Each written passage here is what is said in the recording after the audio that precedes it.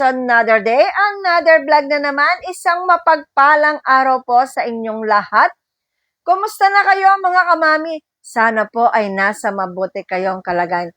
So mga kamami, sa araw na ito, meron na naman imamarites ang kamami Lea ninyo. So mag-iisip kayo niyan. Ano na naman kayang imamarites ni Mami Lea?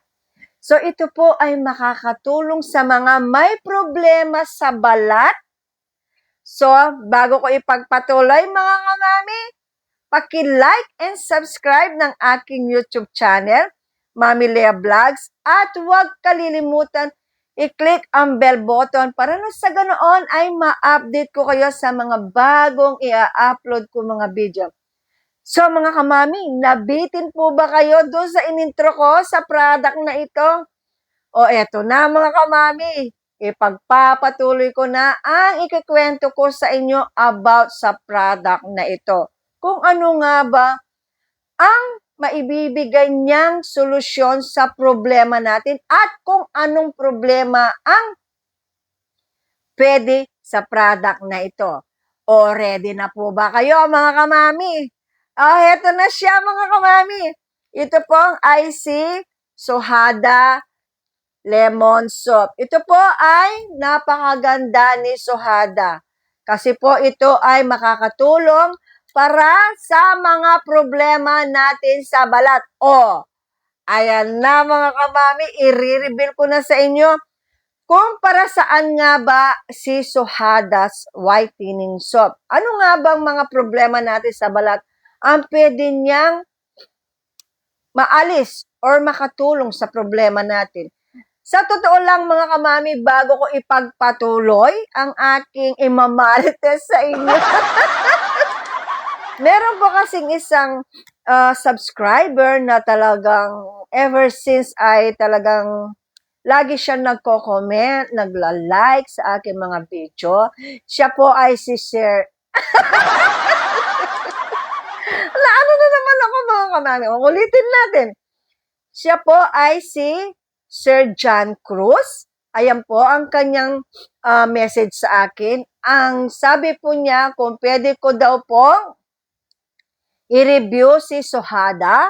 Ito nga po ang kanyang tinutukoy na sabon. Po, minessage niya sa akin na kung pwede kong i-review, ibig sabihin kung pwede ko siyang gamitin, tapos sabihin ko kung ano yung mga na-experience ko sa sabon na ito, kung ano nga ba ang naitulong na sabon na ito sa akin.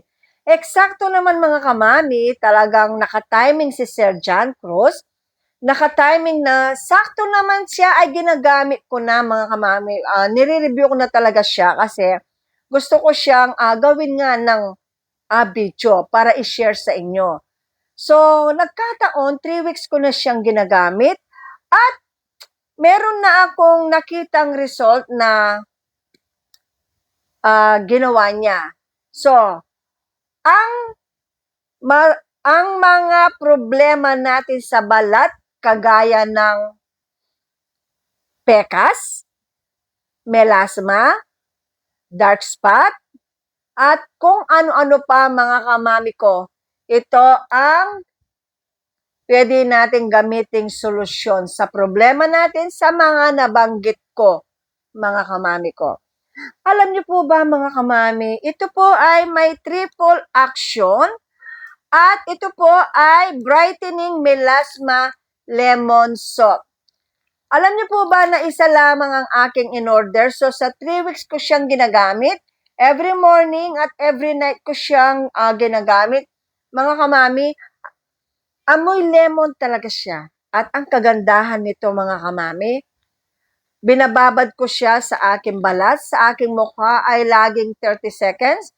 At sa aking buong katawan naman ay binababad ko siya ng 1 minute or minsan higit pa sa 1 minuto. Pero alam niyo po ba mga kamami, wala akong na-experience sa kanya na after ko siyang mababad o after akong makaligo, ay may mahapdi akong mararamdaman. Wala po. At hindi rin po ako nangati sa sabon na ito. At hindi rin po siya mamumula mga kamami. At ang kagandahan din nito, hindi ka mangingitim kapag lumabas ka. Hindi ka mangingitim Pero syempre mga kamami, kapag naman nagbabad ka ng 1 oras sa araw, natural, mangingitim ka rin mga kamami. Of course, kailangan magpahid pa rin tayo ng sunblock or sunscreen. At syempre magpayong din po tayo mga kamami, huwag tayong mag-expose ng todong-todo.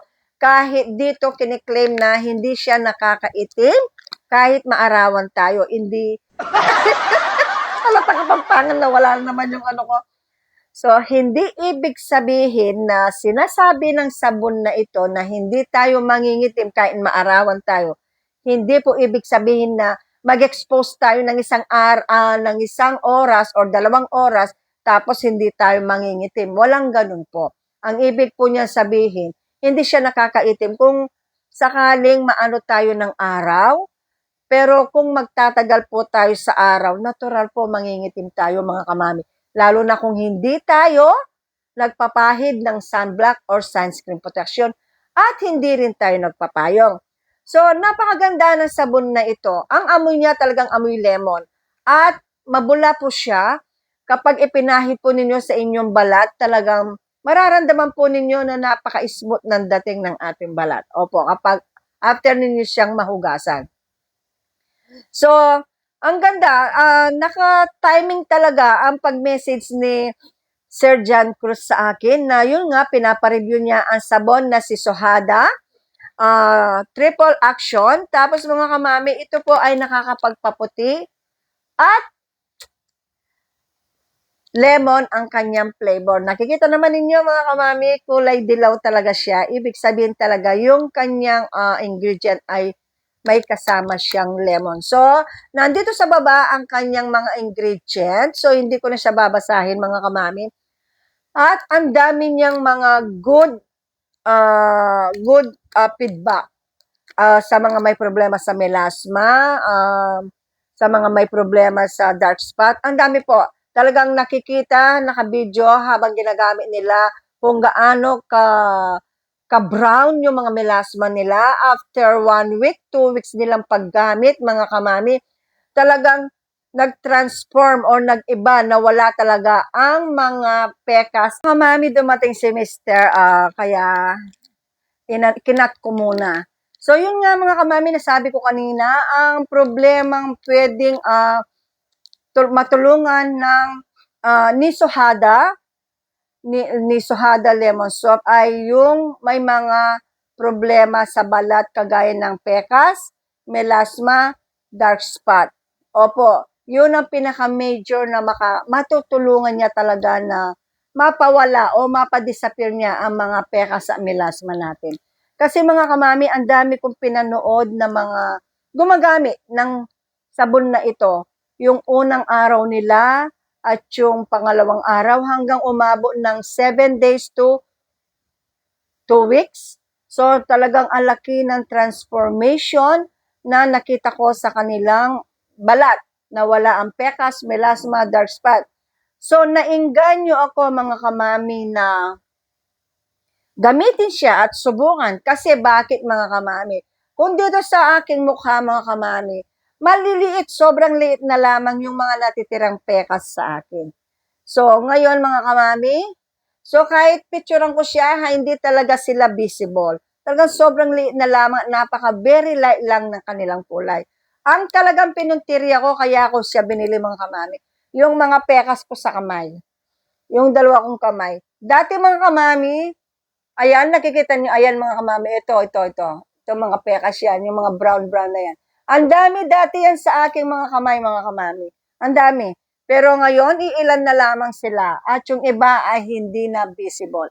Tapos mga kamami, ang kagandahan pa niyan, yung dito sa left hand ko, ayan, halos hindi mo na talaga makita yung mga pekas ko dito. Ito ang aking pinuntirya na maalis mga kamami dahil kung minsan, kapag nakikita ko sila na brown, parang yung hindi ako kahit na sa edad na gusto ko, wala yung mga pekas dito sa kamay ko. Pero dahil ginamit ko ito sabon na ito, 3 weeks ko siyang ginamit. Ayan, talagang iilan na lamang yung mga visible, mga 4 or 5 na lamang. Yung iba halos ay invisible na. Yung dito naman sa left ko mga kamami, Hindi mo na talaga sila makikita. Talagang very light na lang ng kanilang mga kulay, mga kamami. So, ito ang makakatulong sa problema natin sa melasma, pekas, at mga dark spot. At syempre mga kamami, disclaimer lang mga kamami, kapag lumalabas tayo, magpahid tayo ng mga sunblock, sunscreen, para maproteksyonan ng ating bala sa init ng araw. At syempre mga kamami, kahit sinasabi dito na ito ay hindi nakakaitim kahit maarawan tayo, huwag tayong magbabad sa init ng araw. Mga kamami, baka naman magbabad tayo ng 1 oras dahil ang nabasa natin sa kanya ay yung hindi tayo mangingitim. Ginagamit natin sabon na ito. Hindi po. Siguro kung mga ilang minuto lang, okay lang na wala kang makikitang parang mangingitim ang balat mo. Pero syempre po, huwag po tayong mag-expose ng matagal. Kagaya ng 1 oras, 2 oras. Kapag po lumabas tayo, siguro din po natin na magpahid tayo ng sunscreen, sunblock. At higit sa lahat, magdala po tayo ng payong para na sa ganoon ay makita natin yung hinahanap nating resulta na gagawin ng sabon na ito. Siyempre mga kamami, habang tinatrabaho niya ang problema natin, tulungan din po natin siya. Di po ba mga kamami? Para na sa ganoon makita natin yung magandang resultang gusto natin makita sa ating balat na gagawin ni Suhada Lemon Soap. Opo, ito po ay nakakapagpaputi ng balat. At the same time, talagang mawawala po yung mga pinoproblema natin na mga dark spot, melasma, at pekas sa ating balat. So, araw-araw po natin gagamitin. Ako po, every morning at every night ko siyang ginagamit. So, yung nga po, 3 weeks, in 3 weeks time, nagpaggamit ko sa kanya, nakitaan ko nga po na nawala ang mga pekas ko dito sa kamay at dito rin sa aking kaliwang kamay. At syempre, dahil nasa edad na tayo, ang iba ay magtatanong kung pwede ba sa kanila. So, ako po ay mag-50. Ako po ay papasok na sa 59 sa taon na ito. So, pwede po siya sa akin, pwede rin po siya sa inyo. So, kung may problema po kayo, nakagaya ko ng mga pekas, melasma, or dark spot, pwede po ito sa inyo, mga mami. Lalong-lalo na, hindi siya nakakapagbakbak, hindi rin siya mahapdi, at hindi rin mamumula ang inyong balat kapag ginamit ninyo siya. At hindi rin po siya nakakapag-dry ng skin. Ang amoy po niya ay amoy lemon. Kasi po, ito po ay Suhada Lemon Soap. Opo. So, ang ganda po ng sabon na ito. Eksakto nga po, uulitin ko, ilang beses ko nang nasabi na nag-message si Sir John Cruz na pinapareview po niya si Suhada. Sakto naman po, ginagamit ko na siya ng 3 weeks. Kasi nga, nire-review ko siya kasi nainganyo nga ako o na-inspired ako sa mga nakikita kong naresolbahan ni Suhada Lemon Soap ang problema ng mga gumamit nito. Kasi naka-video sila eh. Binibidyohan ang sarili nila habang ginagamit ito. So, nainganyo ako at syempre mga kamami, talagang napabudol ako. Hindi na ako nagdalawang isip na orderin siya kasi nakita ko ang transformation na nangyari sa kanilang balat. So, siyempre kapag may nakita tayo na minsan to see is to believe nga, ika nga. So, nung nakita ko na ganun siya kaganda, hindi na ako nagdalawang isip na orderin siya at subukan sa sarili ko mismo. So, nagkataon mga kamami, nahiyang at napawala niya ang mga pekas ko dito na ang dami dati. Pero ngayon, iilan na lamang yung mga visible. So, syempre, kung ipagpapatuloy ko pa ito, mga kamami, na gagamitin, siguradong lahat sila ay mawawala na. So, mga kamami, sana po ay makatulong ang bidyong ito sa inyo, lalong-lalo na sa mga kaedad ko. Pwede po kayo nito, pwede po kayong gumamit nito sa mga may mga pekas dahil na-expose na matagal sa init ng araw. Magpahid po tayo ng sunblock, sunscreen, ang dami pong mga murang pamproteksyon sa init ng araw na pwede tayong makabili sa mga supermarket or butika. Opo mga kamami. Huwag po natin magkano lamang po na halaga na sunblock na pwede na natin ipahid sa ating balat na matagal na natin magagamit ang sunblock na yun. So, kapag lumalabas po tayo, huwag kalilimutan magpahid ng sunblock at magpayong. O, may magtatanong, kung talagang hindi siya makakaitim, kahit hindi ka na magpahid, hindi po. Kahit po sinasabi ito na hindi siya nakakaitim kapag naarawan ka, hindi po ibig sabihin na magbabad tayo ng 1 oras or 2 oras, tapos hindi tayo mangingitim. Hindi po. Wala pong ganun. Mangingitim po tayo. Siguro po kung makakalabas tayo ng bahay na sandali lamang kaya hindi tayo nakapagpayong o hindi tayo mangingitim, hindi kagaya po ng ibang sabon, kagaya po ng Kojic kapag talagang naarawan tayo kaya ilang minuto lamang. Talagang makikita mo yung pangingitim ng ating balat. Kasi po, ginagamit ko dati ang sabon na yan. Pero maganda po ang Kojic, nakakapagpaputi po talaga siya. So, eto na mga kamami, maraming salamat sa inyong lahat. Sana po ay makatulong sa problema ninyo sa inyong balat ang sabon na ito na si Suhada. Ito po ay Japan formulated. Ito po ay Japan. Ang kanya pong formula ay sa Japan. Opo. So mga kamami, maraming salamat po sa inyong lahat. Sana po ay nag-enjoy kayo sa panonood ng aking YouTube channel. At kung nag-enjoy kayo mga kamami, paki-click po ang subscribe button at paki-like na rin po at mag-comment na rin po kayo mga kamami. At syempre mga kamami, paki-share na din po ang video ito. So, pakiusap lamang po, wag po kayo mag-skip ng ads. Maraming salamat po at sa lahat po ng mga subscriber ko, non-subscriber, pero nanonood ng aking mga YouTube channel, ng mga video ko. Maraming salamat po sa inyong lahat. At shout out po sa inyong lahat. God bless you all po. See you next vlog. Bye! Thanks for watching.